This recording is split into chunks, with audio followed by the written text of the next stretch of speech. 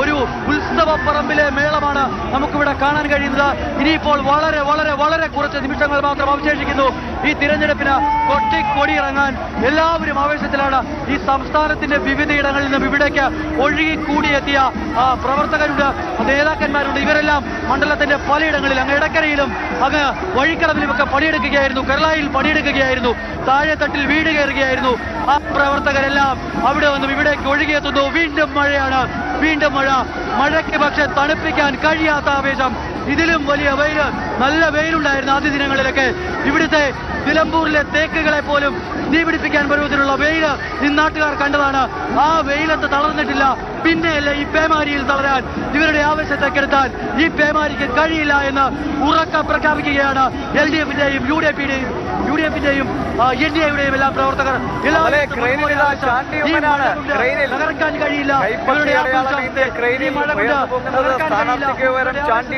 എത്രത്തോളം സജീവമായിട്ടാണ് ചാണ്ടി ഉമ്മൻ നിലമ്പൂരിലെ പ്രചാരണ പരിപാടികൾ എന്ന് തെളിയിക്കുക കൂടിയാണ് ഇടക്കരയിൽ നിന്നുള്ള ഈ കാഴ്ചകൾ. ഇടക്കരയിൽ കാര്യമായ മഴയില്ല, പക്ഷേ നിലമ്പൂർ ജംഗ്ഷനിൽ വലിയ മഴയാണ്.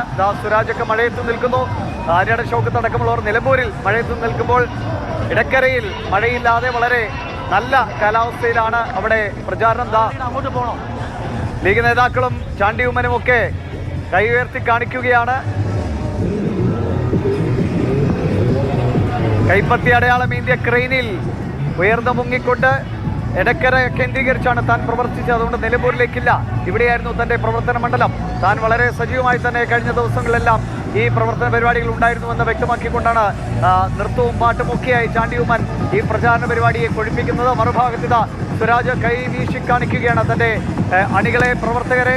ഒപ്പം തന്നെ വലിയ ആത്മവിശ്വാസത്തോടെയാണ് സുരാജ് അടക്കമുള്ള ഇടതുപക്ഷ മുന്നണി മുന്നോട്ട് പോകുന്നത്. പ്രവർത്തകർ ഒന്നടങ്കം പറയുന്നു ഈ തവണ ജയിച്ചിരിക്കും. അരിവാൾ ചുറ്റിക നക്ഷത്രമടയാളത്തിൽ ഒരു സ്ഥാനാർത്ഥിത നിലമ്പൂരിൽ നിന്ന് നിയമസഭയിലേക്ക് വരാൻ ഒരുങ്ങുന്നു.